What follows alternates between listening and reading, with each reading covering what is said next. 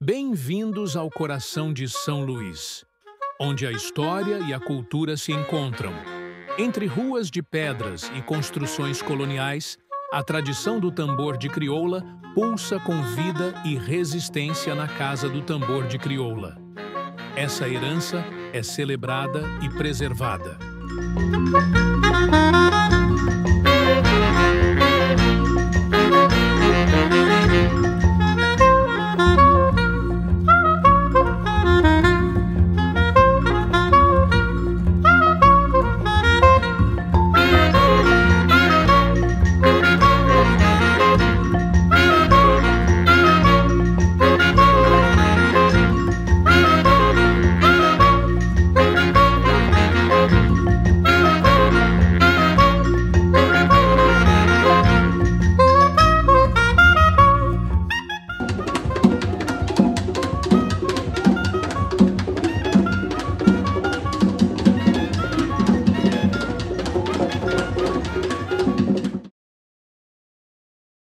Historicamente, fica difícil de estabelecer os parâmetros de origem do tambor. Por quê? Com toda e qualquer manifestação afro-brasileira, o tambor tem a sua raiz ancestral no continente africano. As variações após o processo de escravização do negro vai gerar modificações que unicamente são tradicionais. Exemplo, o tambor de crioula, o samba, que mesmo tendo suas raízes ancestrais ligado à África, é uma vertente diferenciada do toque negro. Assim é o tambor de crioula. Cada festa, cada encontro de negros escravizados de outrora, sempre rolava ações com danças e toques. E essa mistura, essa evolução, a gente vai tentar buscar paralelo no continente africano, assim como todo e qualquer aspecto da cultura negra no nosso país, você não vai encontrar em um único lugar da África exatamente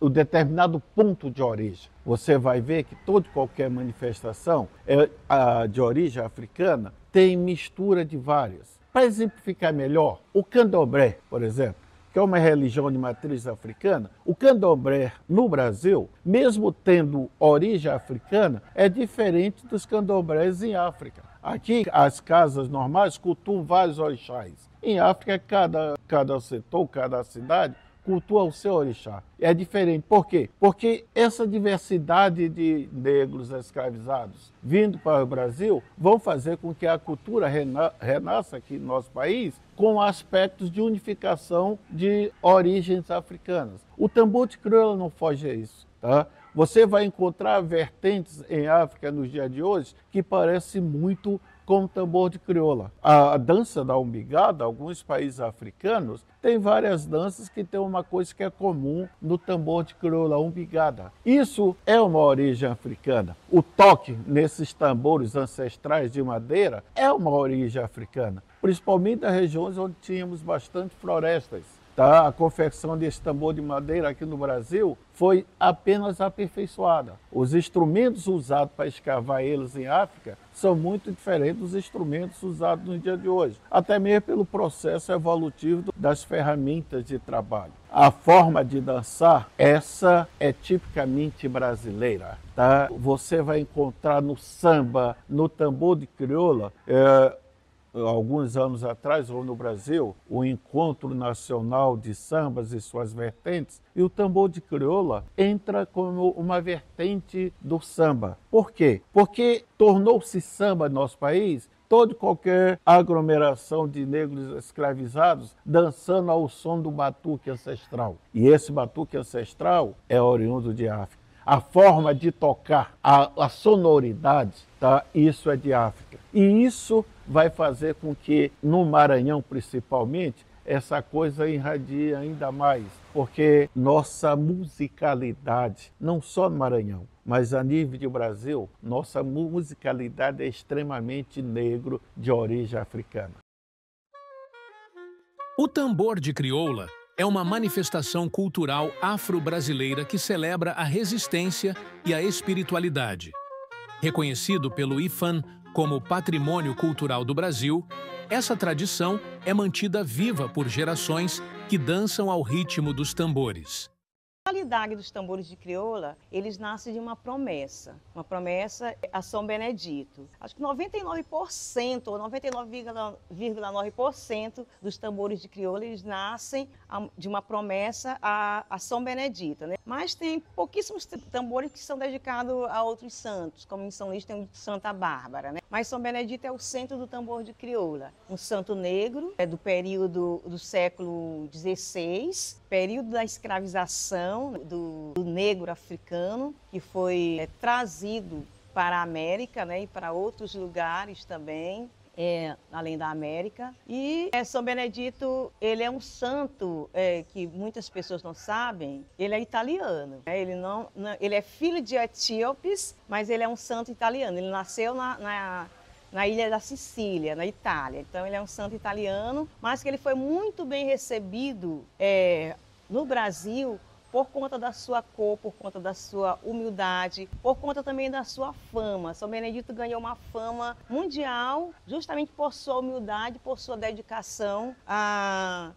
Deus, a divindade que ele foi iniciado com os pais, né? Ser cristão. Até porque quando se fala de negro, o negro foi desprovido de tudo, da sua identidade, que é o seu nome, né? Da sua fé, que é a sua outra identidade. E aí, como os pais estavam em um país cristão, em uma fazenda de pessoas cristãs, eles eram obrigados a ser cristãos também. E nessa fé eles criaram São Benedito, e São Benedito deu show de cristandade. Ele se tornou santo, se tornou superior da congregação, se tornou famoso nas redondezas de lá e ganhou o mundo por conta disso, né? Desde menino, São Benedito se dedicou a Deus e a Nossa Senhora. Era um fervoroso rezador do Rosário de Maria. Sabia aconselhar, era uma pessoa muito caridosa, não despachava ninguém sem dar o alimento a ele. Inclusive, ele é padroeiro da cozinha, é São Benedito. E o seu dia é 5 de outubro, é o dia que o bebê decidiu colocar para ser o dia de São Benedito, mas ele morreu foi em abril, né? Mas aí, como é um período da Páscoa, aí eles acharam por bem colocar para ser celebrado em outubro, que seria um mês mais calmo, né? Sem outras festas grandiosas. E aí ele é celebrado tanto em outubro quanto em agosto, fazendo alusão ao Dia dos Pais, né, que é agosto, e por ele ter sido um grande pai, São Benedito. Então ele entra na roda do tambor de crioula por conta disso, por conta da cor da sua pele, que os tambores de crioula na sua totalidade são formados por negro, e por ele ter se tornado um santo muito popular. São Benedito é um dos santos mais populares do Brasil, né? Então é isso. E é a ele que se faz as promessas, né? Fulano de tal, aconteceu um acidente, faz uma promessa, e a promessa é uma roda de tambor, né? Quando a pessoa é curada. Inclusive, assim que nasceu o nosso tambor, o Alto São Benedito nasceu de uma promessa. A Casa do Tambor de Crioula é mais que um espaço físico. É um santuário cultural, onde mestres, músicos e dançarinos se reúnem para manter viva a chama dessa tradição ancestral. A Casa do Tambor de Crioula, ela é o reflexo do processo de preservação a partir do momento em que o tambor de crioula foi reconhecido como Patrimônio Cultural Imaterial 2007. E esse reconhecimento, esse registro que leva à sua preservação, teve que discutir com os fazedores quais seriam as ações prioritárias e a longo prazo para a preservação. E entre elas, a mais importante, foi definido um centro de referência, um espaço de empoderamento, um espaço próprio desses coreiros e coreiras, fazedores, que são invisibilizados, um espaço que eles pudessem estar no lugar de destaque, no lugar que eles possam ser protagonistas de sua própria história. Então, em contrapartida do Estado com o IFAM, foi construída a Casa do Tambor de Crioula, que é um centro de referência, não é só um museu, é um espaço de vivência, de experiências e um espaço também de transmissão de saberes. Um espaço de museu é a exposição, que é uma volta ao passado. um espaço de vivência e experiência, esse espaço aqui onde há prática, onde os grupos se apresentam, onde os grupos brincam em relação de interação com a comunidade. E as salas do segundo e terceiro piso são salas de transmissão de saberes. É um auditório de palestras, são salas de trocas de experiências com mestres, com escolas. Então nós podemos dizer que o Tambor de Crioula ele tem 3 dimensões dentro dessa casa. O passado, que é a parte do museu, que dialoga com o futuro, que é a transmissão de saberes, no presente, quando a prática está acontecendo. Então, é um movimento no tempo e espaço de preservação, de proteção e, principalmente, de promoção desses mestres e mestras da cultura popular do Maranhão, fazendo com que haja um empoderamento, uma visibilidade e um fortalecimento da prática do tambor de crioula. O tambor de crioula ganha vida em cada performance, onde a energia dos tambores e a alegria das danças se misturam, criando um espetáculo que encanta e emociona. Cada apresentação é uma celebração da cultura e da resistência. Não é tradicional como tambor de madeira. Essa parelha que aqui está é uma parelha de PVC. Passou a ser usada por vários critérios seletivos, vamos assim dizer. Primeiro é a dificuldade de se arranjar madeira no dia a dia. E problemas aí com IBAMA da vida, essas coisas todas. E passamos então a confeccionar madeiras de PVC, que é um material que resiste mais à água, por exemplo. É sensível ao fogo, mas resiste bem à água. E principalmente em período chuvoso, uma parelha exposta e de repente pega uma água, atrapalha um pouco. E essa aqui não, é mais resistente, mais leve do que a de madeira, né? A sonoridade que não é tão maravilhosa quanto a sonoridade de um tambor de madeira. O pererengue aqui é um instrumento divino, de marcação constante. O meião também com uma marcação constante. E o mestre de cerimônia da parelha, o tambor grande. Esse aqui é supimpa a importância dele. E a sonoridade dele depende necessariamente de quem vai tocar e da origem e procedência do cara que vai tocar. Às vezes, por exemplo, o pessoal do Guimarães gosta de tocar isso aqui, dando o murro de punho fechado. Tem o pessoal daqui da Baixada, do Moinho, da área de Catu, do qual o nosso tambor é originário, toca com uma maravilhosa, tem uma sequência rítmica que a rapaziada chama de tira-vaca do capim, e a partir daí vai a evolução dependendo do tocador. Tem um...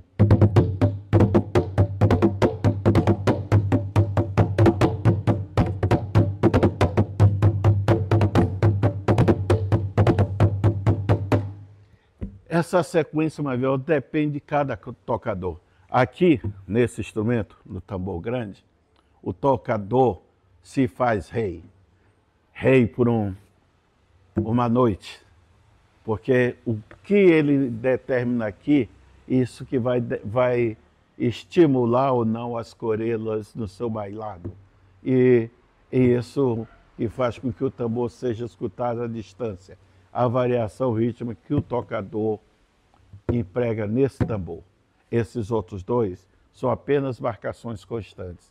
Mas esse aqui, a evolução rítmica dele faz com que as mulheres naveguem maravilhosamente no seu bailado.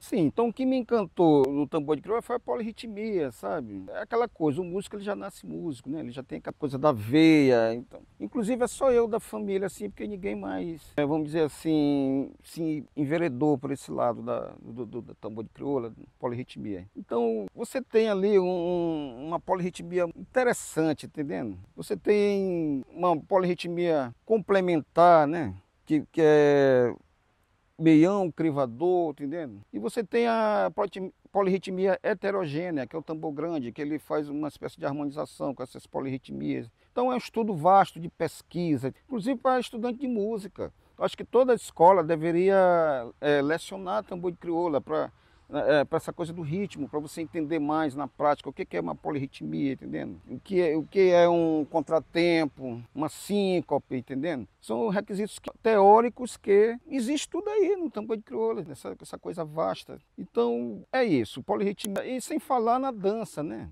Você tem a expressão da dança que coaduna, vamos dizer assim, com o ritmo, né? Você tem uma cumplicidade rítmica entre dança, coreira e tambor grande, coreiro. Tem a questão da indumentária também linda, né? Coloridos. Então, você vê que ali você tem no tambor de crioula várias linguagens artísticas, né? Música, dança, a linguagem visual, né? Da roupa, dos colares. Então, é um encanto o tambor de crioula, né? Pela diversidade, essa linguagem artística que eu falei, e essa polirritmia, esse ritmo contagiante e alegre, entendendo? Isso é que fez com que o tambor de crioula se tornasse patrimônio imaterial, entendendo? Brasileiro, devido a essa riqueza, entendendo? Essa ancestralidade. Então você percebe hoje todos esses traços culturais que vieram dos nossos ancestrais africanos, né? E hoje temos aí um tambor, né, essa manifestação que provavelmente ela foi, vamos dizer assim, veio o embrião dessa manifestação da África, mas é uma dança que a gente pode dizer que é afro-maranhense, né? Afro-brasileira, porque hoje tem vários estados já que já tem, né, essa manifestação. Começou daqui, Brasília, em Belém,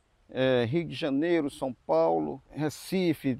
Já tem grupos aí, pessoas que trabalham o tambor de crioula, né? Quer dizer, maranhenses levaram para esses outros estados do Brasil. É o tambor de crioula maranhense, mas é patrimônio material brasileiro, devido a toda, vamos dizer assim, esse caminho que essa manifestação tomou, né, gente? Preservar o tambor de crioula é preservar a alma de uma comunidade. Os esforços contínuos de preservação garantem que essa tradição continue a inspirar e a fortalecer a identidade cultural de São Luís. O tambor de crioula hoje é uma cultura importantíssima para cada um de nós que coordenamos os nossos grupos e também a importância que tem esses grupos para a nossa comunidade, para o nosso estado. É importante demais, porque o tambor de crioula hoje, depois que conseguimos ganhar esse título de patrimônio cultural imaterial brasileiro, as pessoas começaram a se dedicar um pouco mais, respeitar um pouco mais a cultura do tambor de crioula. Eu achava muito esquecida, que apesar de tudo, ainda falta muita coisa, mas depois do patrimônio, nós tivemos assim um avanço, principalmente, como eu já disse, eu enxergo o povo com um pouco mais de respeito com a nossa cultura. A minha história no grupo de tambor de crioula vem desde eu criança. Ninguém me ensinou. Tinha uma festa aqui, eu morava aqui no Limoeiro, lugar vizinho. Aí a festa era aqui do Taim. Aí eu vi, na hora de tocar o tambor, e eu queria começar, e o pessoal que sabia não deixava. Eu saía, ficava olhando, né? Ia olhando. Toda vez que tinha festa, eu vinha, ficava olhando. Com vontade de tocar, mas não acertava ainda. Aí eu fui aprendendo, eu mesmo tocando. Ninguém me ensinou e aprendi. Eu toco os 3 tambores, bato a matraca e ajudo a cantar. A história mais animada do festejo daqui se ajuda também muita gente, e essa história do tambor, 92 anos aqui, hoje é uma grande história. Centenário. E aí eu comecei, aí com a continuidade, aí a gente comecei a tocar. Eu também sou um dos membros que ajuda a tocar. E quando eu não festejo, é 2 dias, 3 dias, começa a sala do arqueiro. Aí a gente nós damos a comida, né? Aí hoje a gente anterior a gente não fazia a festa de dança, hoje já faz a festa de dança. E são 3 dias bem animados, né? Só mesmo o tambor, e dá muita gente. E é uma história que já vem, dos bisavós do meu, aí já veio de longa data dessa história. E aí, e gente, até hoje, continuidade. Esperamos que o futuro, a geração futura, dê continuidade na brincadeira. A minha tataravó Josefa, para mim, foi um legado que ela deixou, não só para mim, mas para a comunidade, manter nossas raízes, a nossa cultura com o tambor de crioula. Eu, quando pequeno, ia já para a beira do fogo ajudar a esquentar o tambor. Aí fui crescendo, aprendi a cumprir os tambores. E hoje eu me tornei um mestre em confeccionar os tambores artesanais o tambor de crioula. A gente tira os troncos, faço a limpeza. Ano passado, nesse período, ajudei a dar uma oficina para o IFAM de confecção de tambor de crioula. Agora mesmo fui convidado para dar uma oficina em Mirinzal. E assim, esse legado que meus tataravós deixaram para mim e para a nossa comunidade, e a gente mantém essa tradição até hoje. Um tambor de crioula com mais de 80 anos, diante da história que nós sabemos, é 86 anos. Então, para a gente, isso é muito rico, é muito gratificante manter esse legado. Tambor de crioula é arte, tambor de crioula é história, tambor de crioula é vida, tambor de crioula é dança, é pungada, é tudo de bom que você possa admirar e também, quem sabe, fazer. É só pular para a roda, como se diz assim, coreira, venha para a roda, venha dançar e venha pungar. O tambor de crioula é mais que uma dança. É um símbolo de resistência e celebração cultural. Preservar essa tradição é uma responsabilidade coletiva, um tributo à resiliência e à riqueza cultural do Maranhão. Que sua batida continue ecoando pelos séculos.